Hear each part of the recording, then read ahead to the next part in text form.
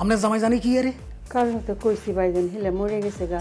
না না না, হাতে মরো না, হাতে মরো না, হাতে কি জানি করে, হাতে কি আরে কি আরে কি আরে কি আরে কি দিম কি দিম কি দিম কি হাইসি।